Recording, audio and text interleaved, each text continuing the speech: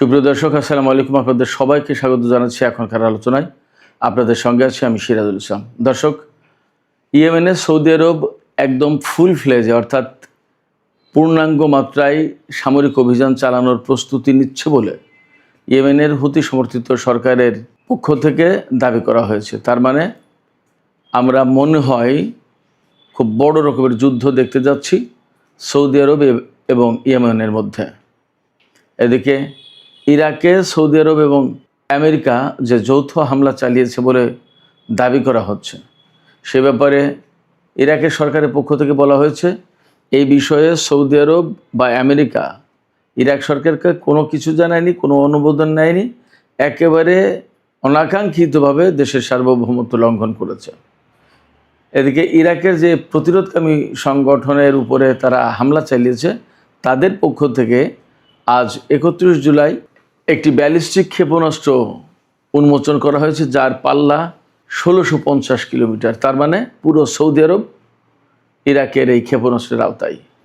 Iraq থেকে Saudi আরবে হামলার আশঙ্কা যথেষ্ট বলে মনে করা হচ্ছে।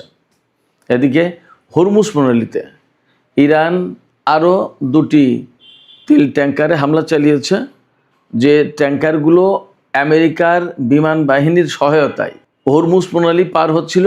যে পথ দিয়ে জাহাজ দুটি যাচ্ছিল সেই রুট বেসিক্যালি ইরান অনুমোদিত না। এছাড়া 4টি তেল ট্যাঙ্কার ইরানি হামলার পর ফিরে গেছে।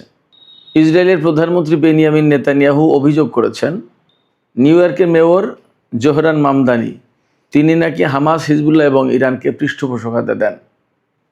আর একটা খবরের হেডলাইন বলে আমি বিস্তারিত আলোচনায় চলে যাই। সেটি হচ্ছে ইউক্রেনকে আমেরিকা পেট্রিয়ট ক্ষেপণাস্ত্র প্রতিরক্ষা ব্যবস্থা তৈরির লাইসেন্স দিতে চেয়েছিল, সেইটা আর দেবে না বলে খবর বের হয়েছে। তো সুপ্রিয় দর্শক, আমি এতক্ষণ যে বিষয়গুলো বললাম এই বিষয়গুলো নিয়েই বিস্তারিত আলোচনা করার চেষ্টা করব। আশা করি আলোচনা ভালো লাগবে, আর যদি ভালো লাগে তাহলে শেষ পর্যন্ত সঙ্গে থাকবেন, আর ভিডিওতে লাইক, কমেন্ট, শেয়ার করে চ্যানেলটির সাথেই থাকবেন। দর্শক, চলুন আমরা বিস্তারিত আলোচনা করি। ইয়েমেনের হুতি আনসারুল্লাহ আন্দোলনের প্রধান আব্দুল মালেক আল হুতি তিনি এক কড়া বক্তৃতা দিয়েছেন, ভাষণ দিয়েছেন জাতির উদ্দেশ্যে। সেই ভাষণে তিনি জানিয়েছেন যে সৌদি আরব সম্ভবত ইয়েমেনের বিরুদ্ধে সর্বাত্মক অভিযান চালাতে যাচ্ছে, এবং এই অভিযানটা স্থল, আকাশ এবং সমুদ্র 3 পথেই হতে পারে। এবং এই 3 পথে অভিযান চালাতে গেলে সৌদি আরবের যে বিপুল পরিমাণের সেনা এবং সামরিক শক্তি দরকার, সেইগুলো জোগাড় করার জন্য সৌদি আরব এরই মধ্যে তৎপরতা শুরু করেছে। এবং ইয়েমেনের পূর্বাঞ্চলে অর্থাৎ হুতি নিয়ন্ত্রিত এলাকার বাইরে যে সমস্ত সৌদি সেনা মোতায়েন ছিল তাদেরকে সৌদি আরব ইয়েমেন সীমান্ত যেটা পশ্চিম দিকে, ওদিকে সরিয়ে নেওয়া হয়েছে।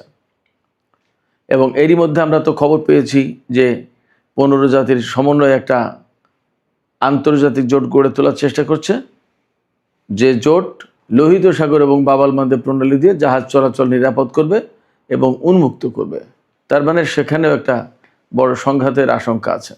আমি এখানে একটু উল্লেখ করি, 2015 সালে সৌদি আরব এবং ইয়েমেনের মধ্যে যে সংঘাত শুরু হয়েছিল তার মূল কারণ ছিল কয়েকটা। একটা বড় কারণ এই বাব আল মানদেব প্রণালীর নিয়ন্ত্রণ নেওয়া, 1। 2 হচ্ছে যে তখন ইয়েমেনের এই হুতিদেরকে শিয়া সম্প্রদায় বলে এই দ্বন্দ্বটাকে শিয়া সুন্নি দ্বন্দ্ব হিসেবে চালিয়ে দেওয়ার চেষ্টা করেছিল, বিশেষ করে পশ্চিমা দুনিয়া, আমেরিকা। এর পেছনে সবচেয়ে বড় যে কারণ ছিল সেটা হচ্ছে এই যে হুতি আনসারুল্লাহ আন্দোলন, যেটা এই হুতি আনসারুল্লাহ আন্দোলন বেসিক্যালি ইরান সমর্থিত। এদের প্রতি ইরানের সমর্থন আছে। কারণ হচ্ছে যে এই সংগঠনটা ইসরায়েল এবং আমেরিকার বিরুদ্ধে খুব শক্তভাবে দাঁড়িয়েছে অনেক আগের থেকেই, যার কারণে এদের প্রতি ইরানের সমর্থন ছিল। যেমন ফিলিস্তিন বা ইরাক বা লেবাননের যে সমস্ত সংগঠন আছে যাদেরকে ইরান সমর্থন দেয়, একইভাবে ইয়েমেনের এই সংগঠনটাকে ইরান সমর্থন দিত। এই যে ইরান সমর্থন দেয়, অতএব আলটিমেটলি তারা আমেরিকা, সৌদি আরব সবার, ইসরায়েল সবার শত্রু ছিল। এই শত্রু থাকার কারণে 2015 সালে মূলত তারা ইয়েমেনের বিরুদ্ধে অভিযান চালায় এবং এক্ষেত্রে সৌদি আরবকে সামনে রাখে, যাতে শিয়া সুন্নির দ্বন্দ্বটা জায়েজ করানো যায়, দেখানো যায় যে সত্যিকার অর্থেই শিয়া এবং সুন্নিদের মধ্যে সংঘাত চলছে মধ্যপ্রাচ্যে।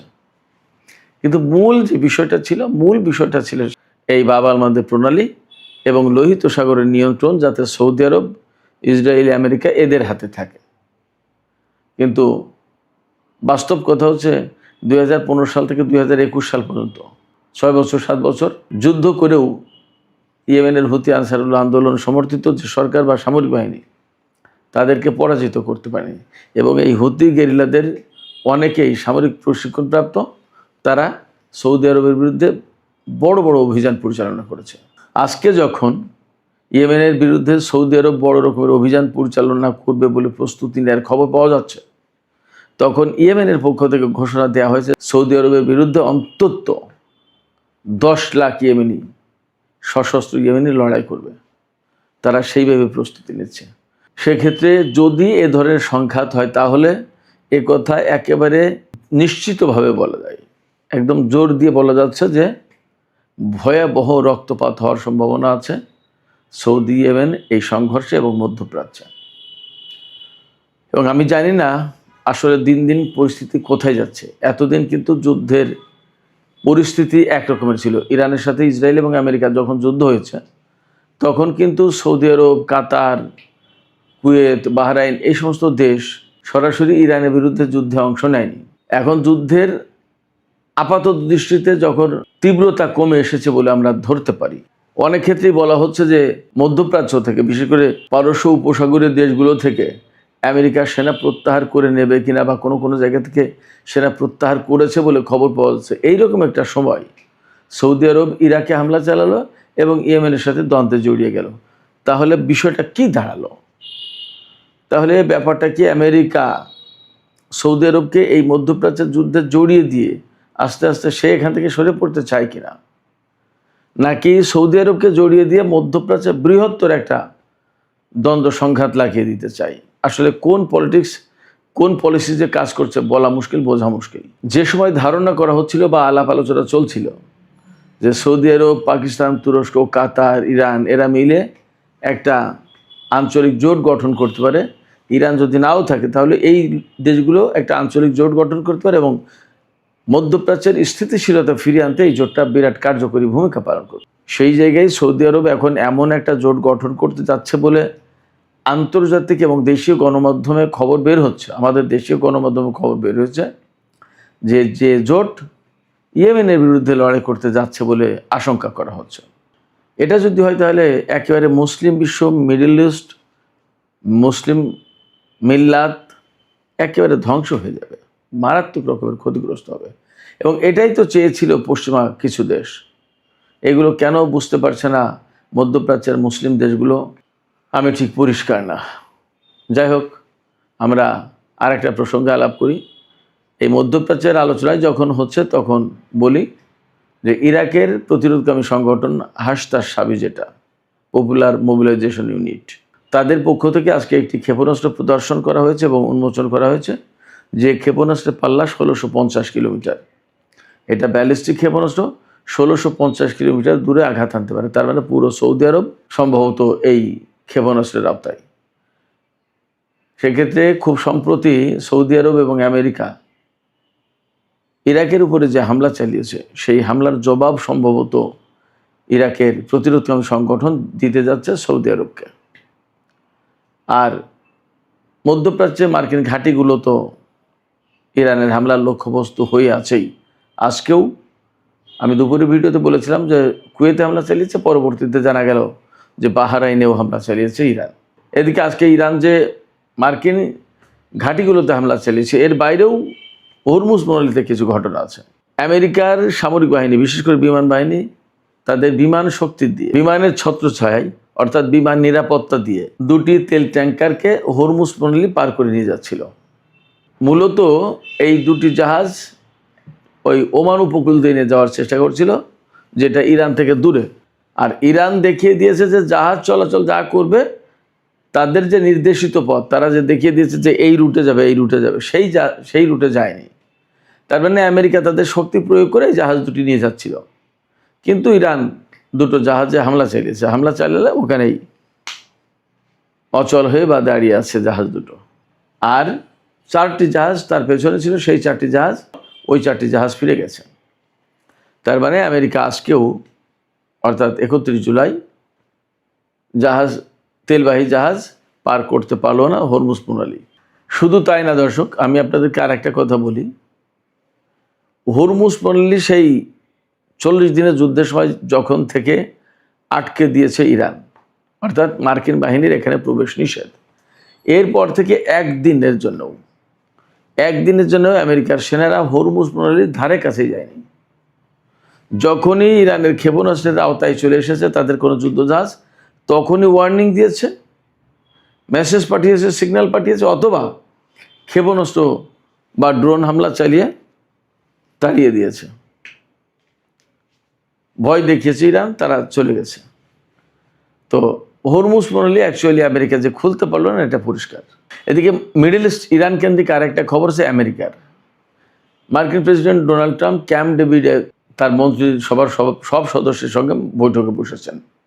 এই কিছুক্ষণ আগের খবর। এই ক্যাম্প ডেভিডে সাধারণত বড় কোনো সিদ্ধান্ত হতে গেলে মার্কিন প্রেসিডেন্ট তার মন্ত্রিসভার সদস্যদের নিয়ে বৈঠকে বসেন। আজকেও কিন্তু তাই। আজকে কিন্তু সপ্তাহের প্রায় শেষ দিন, আর একদিন আছে আমেরিকায়, শুক্রবার। আজকে বৃহস্পতিবার, একদিন পরে শুক্রবার, শনি রবি 2 দিন কিন্তু আমেরিকায় বন্ধ। এবং ইসরায়েলের প্রধানমন্ত্রী বেনিয়ামিন নেতানিয়াহু সম্প্রতি আমেরিকা সফর করেছেন এবং ধারণা করা হচ্ছে তার এই সফরের পর আমেরিকা ইসরায়েল মিলে ইরানের বিরুদ্ধে অভিযান চালাতে পারে। তো এই যে আজকের যে ক্যাম্প ডেভিডের বৈঠক, এই বৈঠকের পর মনে করা হচ্ছে কয়েকটা কারণ হতে পারে। একটা হতে পারে ইরানের বিরুদ্ধে বড় কোনো সিদ্ধান্ত নিতে যাচ্ছে, হামলা চালাতে পারে, এটা একটা। আরেকটা হতে পারে মধ্যপ্রাচ্য থেকে মার্কিন বাহিনীকে প্রত্যাহার করার ব্যাপারেও আলোচনা হতে পারে। কোনটা আমরা শিওর না, কারণ মধ্যপ্রাচ্যে আসলে আমেরিকার জন্য অনেক বেশি ব্যয়বহুল যুদ্ধ হয়ে যাচ্ছে। এই যুদ্ধ টানা খুব কঠিন ব্যাপার। এবং এই যে এই জুলাই মাসের প্রথম দিক থেকে যে ইরান এবং আমেরিকার মধ্যে যে যুদ্ধ শুরু হয়েছে, চলছে, এই যুদ্ধে কিন্তু বিপুল পরিমাণে ক্ষয়ক্ষতি হয়েছে মধ্যপ্রাচ্যে আমেরিকার ঘাঁটিগুলোতে।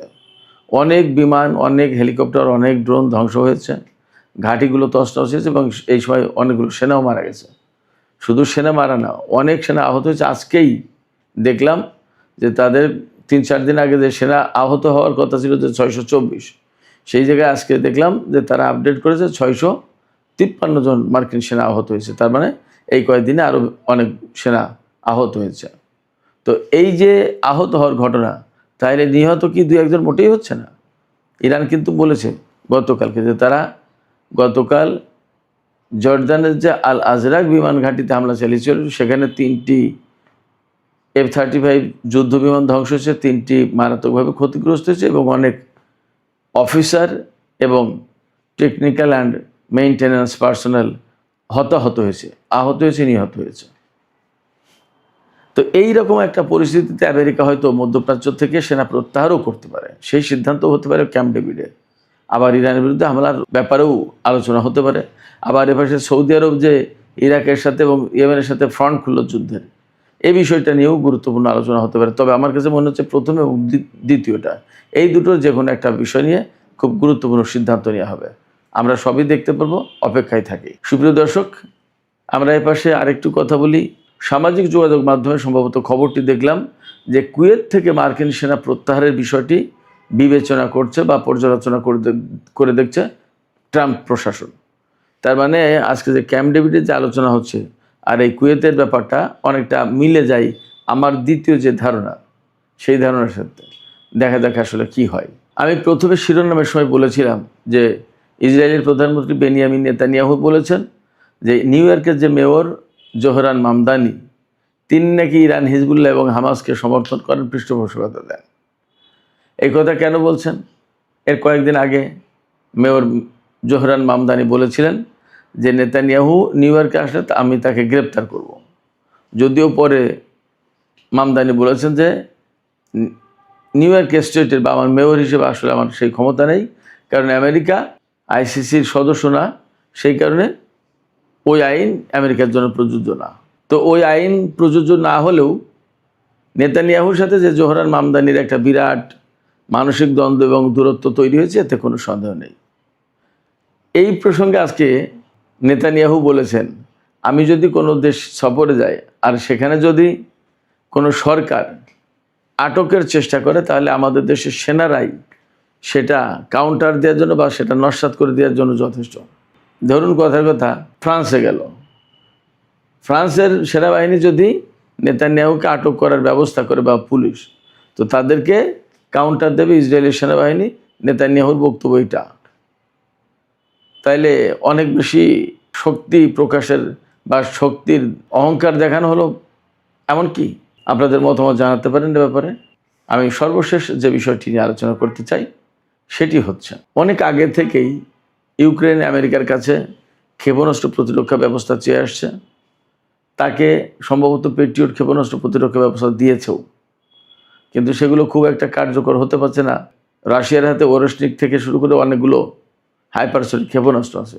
হাইপারসনিক ক্ষেপণাস্ত্র পেট্রিয়টে ঠেকাতে পারবে না। তারপরেও এই যে কয়েকদিন আগে তুরস্কে যে নেটো জোটের সম্মেলন হলো, সেই সম্মেলনের সময় একদম প্রকাশ্যে ডোনাল্ড ট্রাম্প ঘোষণা দিয়েছেন যে আমরা ইউক্রেনকে এই পেট্রিয়ট ক্ষেপণাস্ত্র প্রতিরক্ষা ব্যবস্থা তৈরি করার জন্য লাইসেন্স দেব। এই লাইসেন্স পেলে ইউক্রেনের পক্ষে আর এই ক্ষেপণাস্ত্র প্রতিরক্ষা বাড়ানো কোনো ঝামেলা হবে না, কারো কাছ থেকে আর চাওয়া লাগবে না।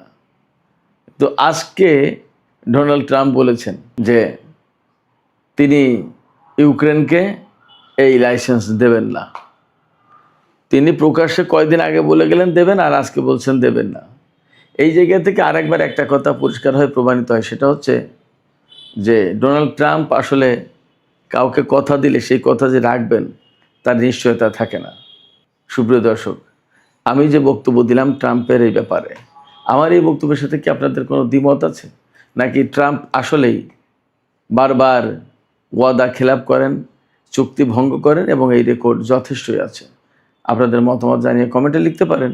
আর ভিডিও ভালো লাগলে লাইক, কমেন্ট, শেয়ার করবেন এবং চ্যানেলটি সাবস্ক্রাইব করে সাথেই থাকবেন। দর্শক, এখনকার মতো আলোচনা এখানেই শেষ করতে চাই। আপনারা সবাই অনেক অনেক ভালো থাকুন। আল্লাহ হাফেজ।